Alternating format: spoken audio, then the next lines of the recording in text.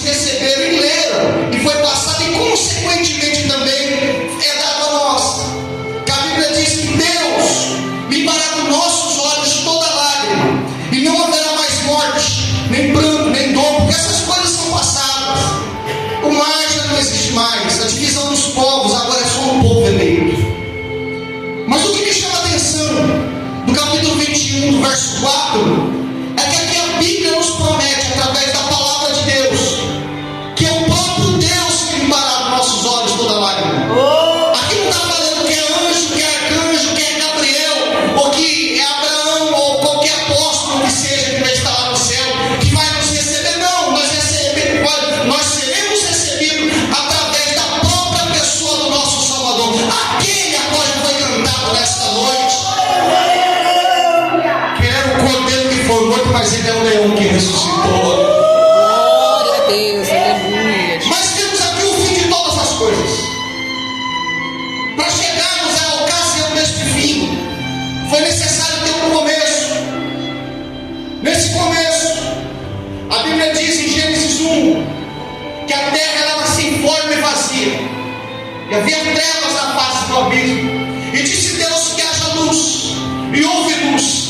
E viu Deus que a luz era boa, e fez separação entre luz e trevas. Ao decorrer, Deus cria todas as coisas. Deus faz o projeto homem. Deus do pó da terra, Ele cria o homem, do átomo. Ele faz a tua imagem. Quando Ele assopra, Ele dá teu espírito, aí vem a sua semelhança, o teu caráter. Deus nos dá a imagem física e o caráter dele, o caráter perfeito. Nós éramos seres criados incorruptíveis. Nós éramos, de certa forma, algo divinamente perfeito que não podia ter erro. Mas Deus cria um homem, entrega toda a terra, entrega todos os limites, toda a sua habitação. Ali dentro daquele jardim de forma peculiar, o Senhor só dá uma ordenança a este homem: olha, não, de todos os frutos podereis comer, mas da árvore que se encontra no centro do jardim, a árvore cujo nome é a ciência do bem e do mal, nessa não toca, porque Adão não é pó. E se você tornar a tocar, se você tocar nessa árvore, no fruto dessa árvore, você tornará o pó. Deus faz com que o homem entre num sono, faz a mulher, coloque ela como companheira. Deus vê que o homem ficava só, e não é bom que o homem esteja só. Deus dá a companheira ao homem. Certa feita, esta mulher que Deus dá a este homem, ela se para a contemplar, ela para em frente a esta árvore, a qual Deus já tinha ordenado. A serpente, segundo a narrativa bíblica de todos os animais, eram os animais mais sagazes, os animais mais de todas as animarias, ela era o animal mais esperto. Ela se aproxima de Eva, ela vê Eva contemplando aquilo que é proibido. Muitas das vezes nós sabemos que algo é proibido, mas nós paramos à frente para contemplar. E com Eva não foi diferente. Vemos que o diabo, tomado em forma de serpente, ele vai ter com Eva, e ele diz a Eva: Eva, certamente se comeres desse fruto você não morrerá, mas você terá a visão de Deus. Aquilo brota, aquilo nasce, uma curiosidade, desperta uma curiosidade dentro do coração de Eva. A Bíblia vai dizer que ela, sem muito pensar, esquece da ordenança uma vez dada. Vemos que tudo nós tínhamos uma só ordenança: para que não toqueis. Ela tocou, mas não contente por ter tocado, ela leva de certa forma a igreja até o esposo, e ambos comem.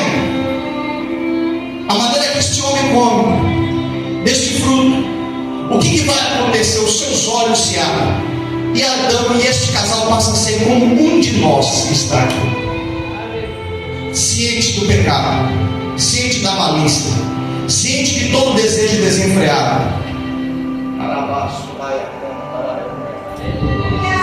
O que vai acontecer, meus irmãos?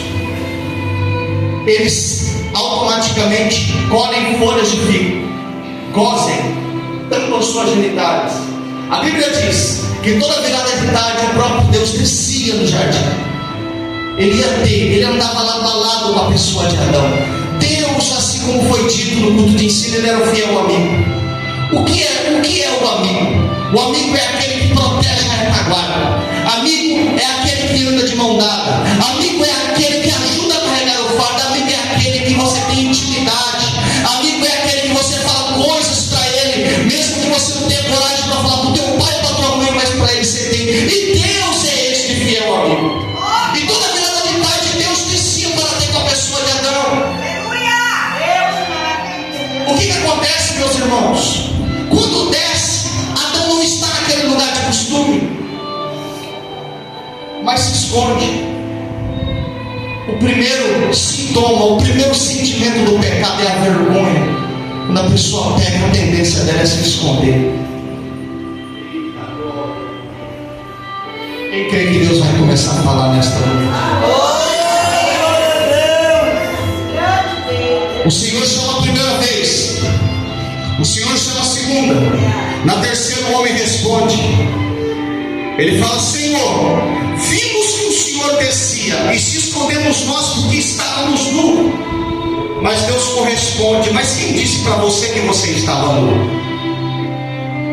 Se nós certamente ajuntarmos um conjunto de crianças e colocarmos ela despida sobre essa tribuna, sobre esse altar, elas vão brincar naturalmente, porque nela não tem o sentimento de malícia, esse sentimento maldoso que nós adultos já temos.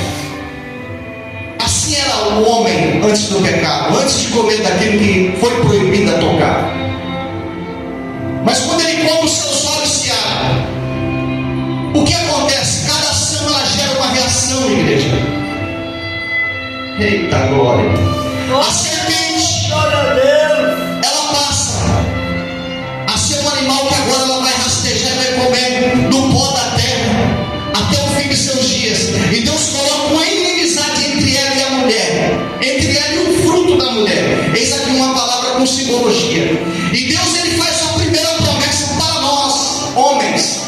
Homens, quando eu falo homens, é homens e mulher dentro do contexto geral. Que da mulher nasceria um que pisaria a cabeça dessa serpente. E esse que já pisou a cabeça da serpente se encontra no meio de nós. Glória a Deus, aleluia. Amados irmãos, esse casal são expulsos do jardim. Ao homem é incumbido, ao homem vem a penalidade. A penalidade dada ao homem, porque agora ele vai ter que lavrar a terra, ele vai ter que trabalhar para poder se sustentar. O trabalho vem como forma de castigo. Mas tem uma coisa, tem duas coisas, para ser mais exato, para ser mais específico nesta noite aos ouvintes desta palavra, que de certa forma me calcula a pensar. A primeira penitência: Adão, tu é pó, e do pó tu voltará. Vem a morte, porque o salário do pecado é simplesmente a morte. A terra, a partir de hoje, Adão, maldita é a terra por causa de vós. Sobre ela nascerá flores, espinhos. A terra só vem se degredindo, só vem se autodestruindo. Nós estamos numa contagem regressiva à destruição. Esse fim está próximo. Mas Deus nos protege. Deus expulsa do jardim por quê? Porque dentro do jardim não havia somente a árvore da ciência do bem e do mal, mas também havia a árvore da vida. Uma vez que o homem desobedeceu e comeu do fruto da árvore da ciência do bem e do mal, ele peca, passa a ser pecador, passa a ser aquele que transgrediu. O que é o pecado? O pecado é uma palavra que vem do grego, a qual significa transgressão. Portanto, o pecado, para ser mais específico e claro para a igreja, é como se fosse uma ponte, igreja, qual foi quebrada, aonde Deus está do lado e o homem está do outro. O homem não pode chegar até Deus e Deus não pode também chegar até o homem. Acontece essa divisão. O elo foi quebrado. A amizade entre Deus e o homem já não existe. Agora, uma vez por ano, o homem tem que sacrificar animais para fazer a expiação dos seus pecados. Uma vez por ano, todas as 11 tribos de Israel, elas iam em sentido a Jerusalém. Chegavam a Jerusalém ali com um animal muito perfeito, em boa situação. Segundo fala a Bíblia, tinha que ser a primícia daqueles animais.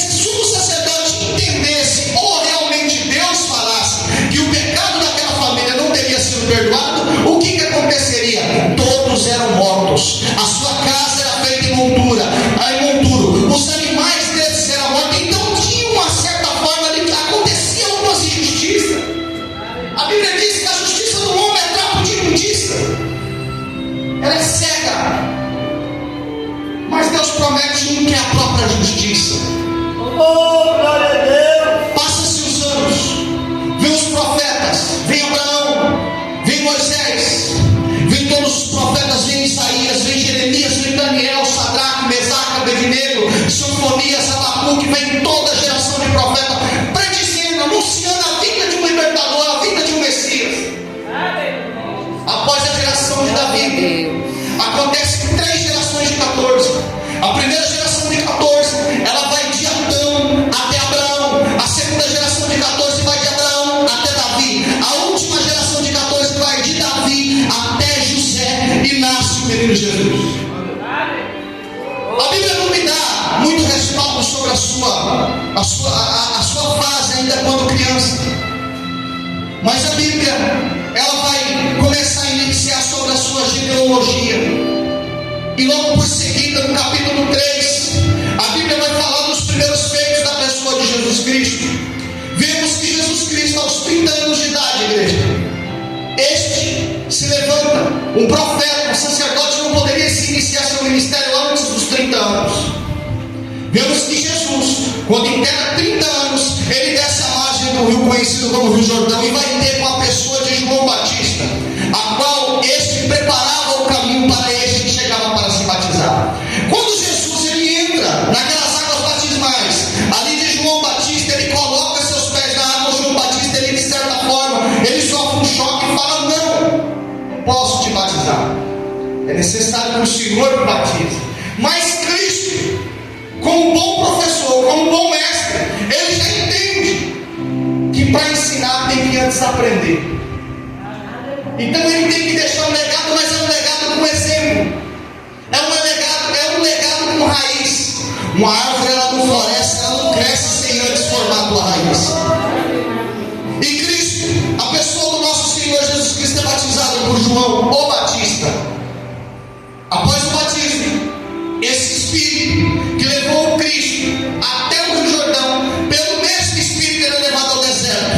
A palavra deserto, ela significa lugar de preparação. A palavra deserto é uma palavra cujo vem do grego, que significa, na definição, lugar de preparação. Então Cristo ele vai se preparar neste ambiente. Ele começa a preparação do seu ministério. A Bíblia diz que ele fica por volta de 40 dias e 40 noites consagrando. Quando mesmo já se encontra fraco, quem aparece? Aparece o inimigo de nossas almas, a mesma serpente que derrotou Adão no jardim no princípio, e faz o primeiro desafio. A primeira coisa que o diabo quer fazer nas nossas vidas foi o que ele tentou fazer no deserto. Ele quer desafiar a tua paternidade. Ele quer provar para você que Deus não tem nada com você. Ele quer provar para os irmãos: se acabar a energia, nós continuamos pregando no gogó, mas a palavra vai ser pregada nesta noite. A primeira coisa que o diabo, o inimigo de nossas almas, vai tentar fazer é confundir Cristo, mas ele não consegue. Ele desafia e fala: olha, pega essas pedras, dá ordem para que elas se transformem em pão e coma, pois está fraco. Jesus ele corresponde dizendo: nem só do pão viverá o homem, mas de toda a palavra que sai da boca de Deus. Essa é a palavra que sai da boca de Deus. Essa aqui é o pão vivo que vem direto do céu. Salmo 119, versículo de número 105. A Bíblia vai dizer, através do salmista Davi, que lâmpada para os meus pés é a tua palavra, Senhor, e luz para o meu caminho. Salmo de número 1. Bem-aventurado o varão, bem-aventurada a varão de Deus, que não anda segundo o conselho de ímpio, não se detém no caminho de pecador, nem se assenta à roda do escarnecedor, mas medita no que, pastor? Medita nesta palavra, porque nesta palavra ele é comparado à árvore que foi plantada à ribeira de água. A sua folha não seca, igreja, não seca, ela não seca,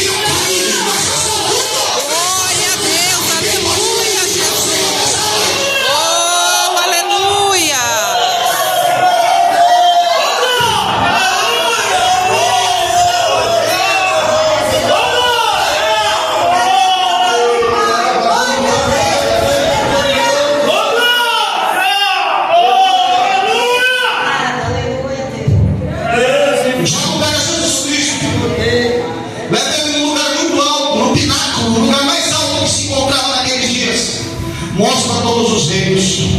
E diz: tudo isso te dou, se prostrares diante de mim, porque a mim foi dado, e dou a quem eu bem entender. Quem deu para ele foi o homem. A terra era do homem.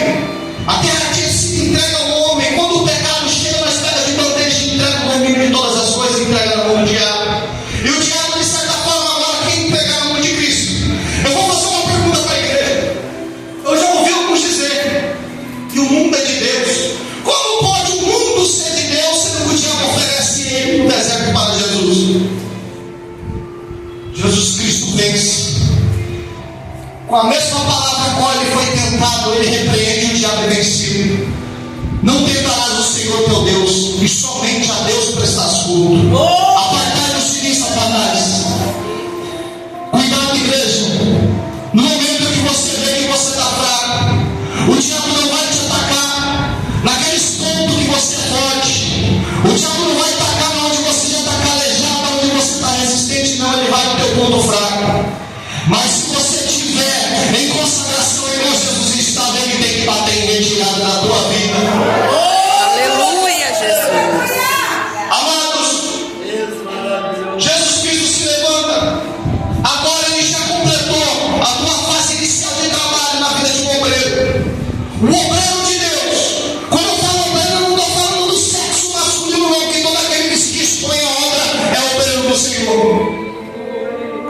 Esse obreiro de Deus, o que ele fez para deixar como legado? Primeiro ele se batizou, depois ele foi se preparar. Depois que ele está preparado, batizado, cheio, agora ele vai fazer o quê? Agora ele vai até as margens do mar da Galileia. Ele vai começar a formar discípulos. Ali ele forma Pedro, André e Filipe.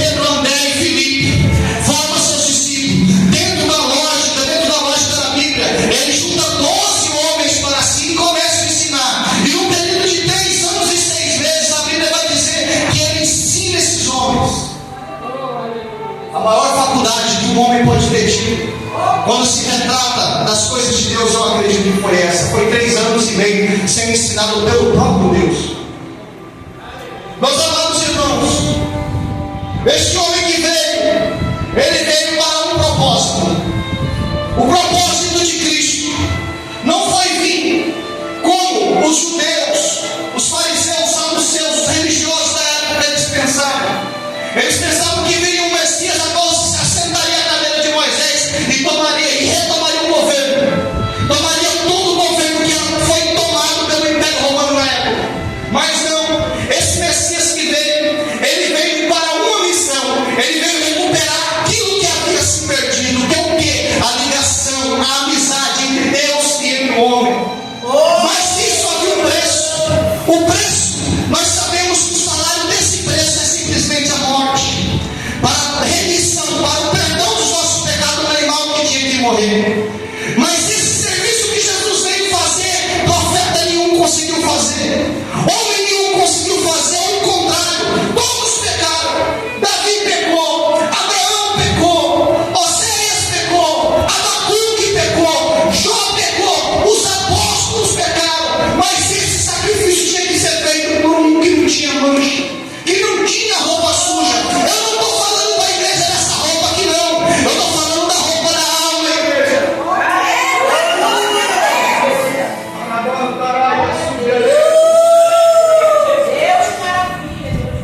Irmãos, por um dos 12 ele é traído. Por um dos 12 ele é traído. Como que havia de se cumprir nos livros da profecia? O mesmo ele é entregue ao soldado romano. Ele é levado para um ambiente cujo nome era Sinédrio, que no caso hoje seria fórum. Ele foi levado para ser julgado. Isso numa madrugada. Amados irmãos, ele, se fosse os tempos atuais, hoje ele seria levado a júri popular, para o bom entendimento de toda a igreja. Mas no caso, ele foi levado a esse júri perante os religiosos, aqueles invejosos, aqueles falsos adoradores a qual queriam matar. O que acontece, meus irmãos? A maneira que eles cogitavam em perguntar, em questionar,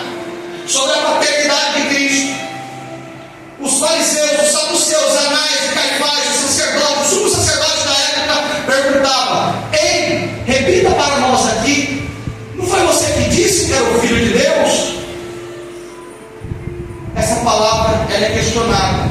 No meio da madrugada, a Bíblia diz que ele confirma: eu sou.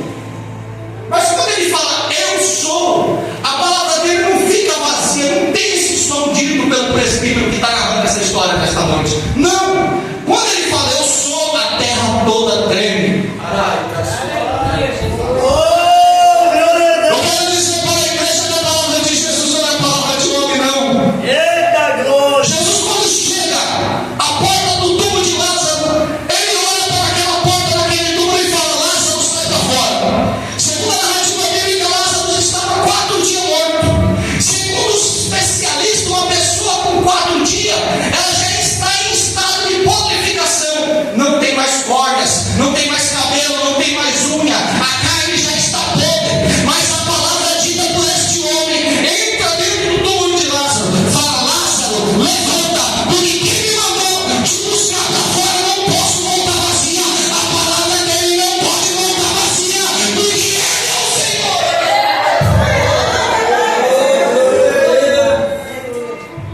Amados irmãos, quando ele confessa perante a lei mosaica, ele é acusado pelo pecado de blasfêmia. O pecado de blasfêmia, pela lei do fariseu, pela lei que está escrita no livro de Levítico, a condenação dela é morte.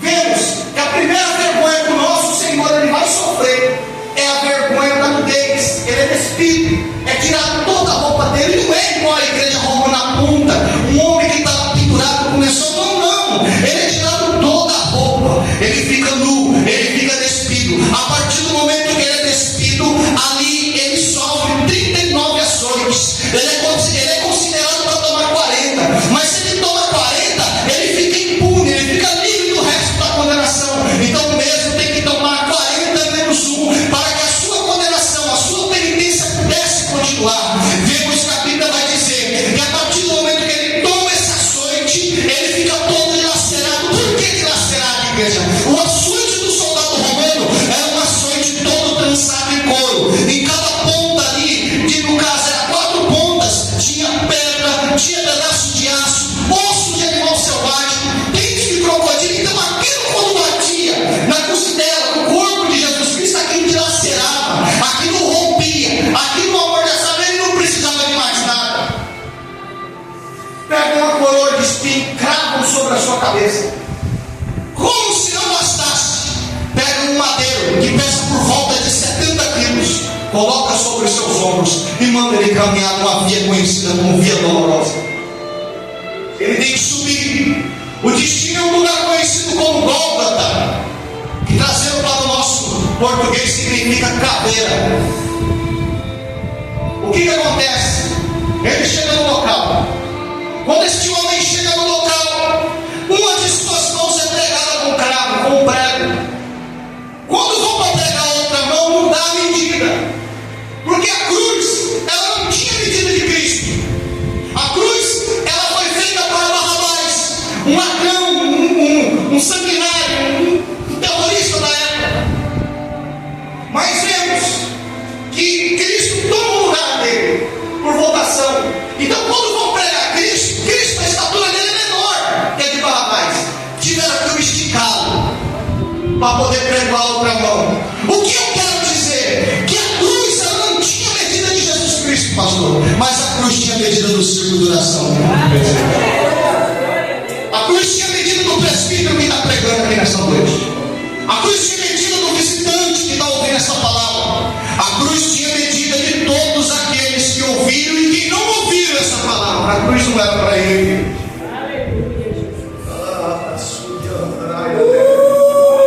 Ele é suspenso. A Bíblia diz que seus poros suam sangue por causa do medo. Qual é o medo de Jesus Cristo? Jesus Cristo não tinha medo do açoite do soldado romano. Jesus Cristo ele não tinha medo do cravo que ia ser pregado, da vergonha, da nudez, que antes uma multidão seguia para ouvir ensinar. Agora essa multidão está vendo ele ser crucificado, nu, abandonado. Seus discípulos, seus seguidores, todos se esparramaram. Mas a Bíblia diz que ele soa sangue por causa de um medo que a igreja brasileira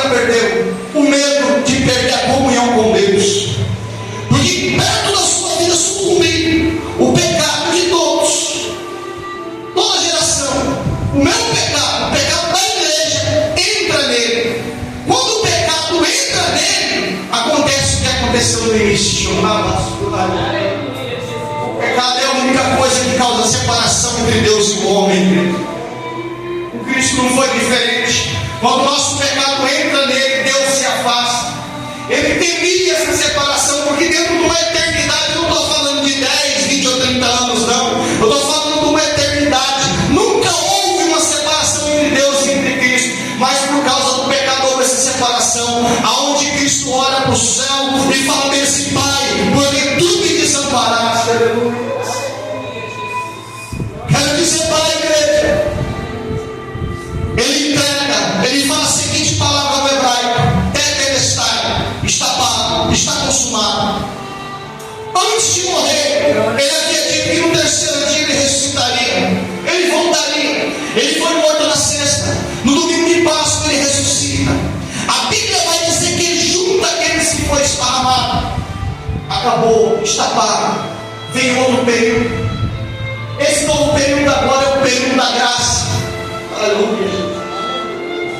Amados irmãos, a Bíblia vai dizer que ele fica por volta de 40 dias, dando as últimas instruções aos seus discípulos.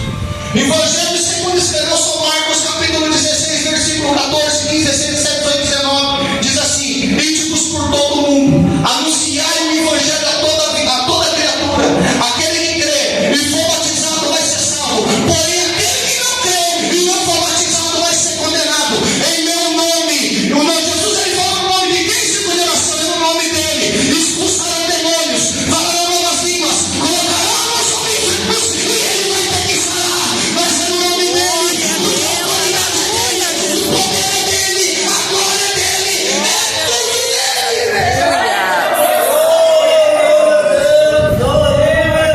Ele retorna aos céus. Quando ele retorna aos céus, a Bíblia vai dizer que os anjos que estavam com ele ali falam aos discípulos: varões galileus, por que ficam todos impressionados? Esse mesmo que subiu, ele vai retornar. Ele já pagou o preço. Apocalipse capítulo 19. A Bíblia vai dizer que o céu ele se abre como uma folha de árvore, irmão Francis dele. A igreja já foi arrebatada. Aparece a igreja nas bodas do Cordeiro.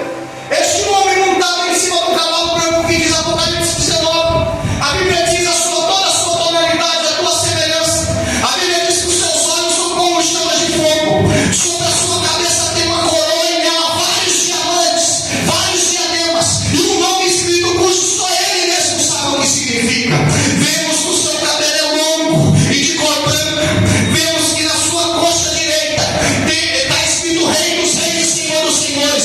Dentro do seu peito tem uma faixa, porque agora ele é sumo sacerdote eternal, segundo a ordem de Melquisedeque, cujo está escrito no livro da carta aos Hebreus. Vemos por que ele é sumo sacerdote. Antes dependíamos de homem, agora nós dependemos de Cristo. Por quê? Porque agora ele está sentado à direita do Deus Pai Todo-Poderoso, clamando por esta igreja, intercedendo com gemidos inexprimíveis. Aleluia. Mas da sua boca sai uma espada afiada de 2 fios, e com ela ele ferirá as nações. A primeira vez que eu vi esta leitura, eu me conturbei. Eu falei: meu Deus, me revela essa palavra, o que significa essa espada que sai da boca dele? De 2 fios. Deus me revela, é a minha palavra. É o Velho e Novo Testamento. Essa mesma palavra que cura, essa mesma palavra que ajuda pessoas numa noite de domingo, essa mesma palavra que liberta, que transforma, que edifica, é a mesma palavra que vai ferir, é a mesma palavra que vai trazer com ela condenação. A Bíblia diz, como foi lido no texto, agora que eu vou entrar no texto, que todos serão chamados. João, ele está parado, ele tem uma grande visão, pastor. Ele vê um grande dono de cor branco descendo. O branco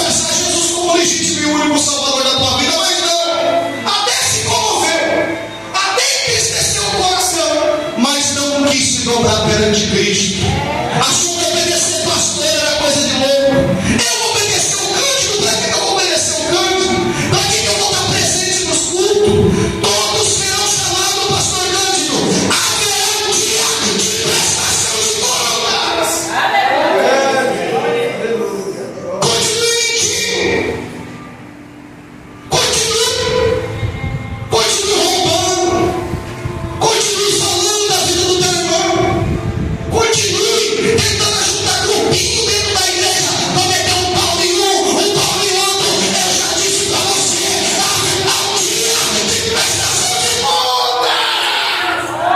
Glória a Deus, aleluia. Deus maravilhoso, Deus poderoso. Glória, glória, glória, aleluia. Eita, abaixo,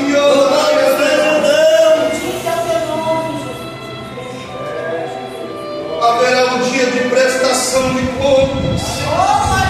O juízo de Deus vai chamar grandes, vão chamar pequenos. A palavra vai dizer em carta do apóstolo Paulo aos Romanos, no capítulo 8, versículo 1, que nenhuma condenação há para aqueles que estão em Cristo Jesus, mas para aqueles que não confessou, haverá um dia de prestação de contas. Deus poderoso. O mar devolverá os mortos. O inferno vai ter que vomitar os mortos. Pessoas que morreram desde a época de Adão. Morreram na prática dos seus delitos, igreja. Vai ter que devolver. A Bíblia diz que todos foram lançados no lago de fogo. A Bíblia diz que aquele que não foi achado com o seu nome escrito no livro da vida também foi lançado no lago de fogo. Mas Presbítero Jefferson, essa palavra é muito dura, pastor. Mas é a verdade.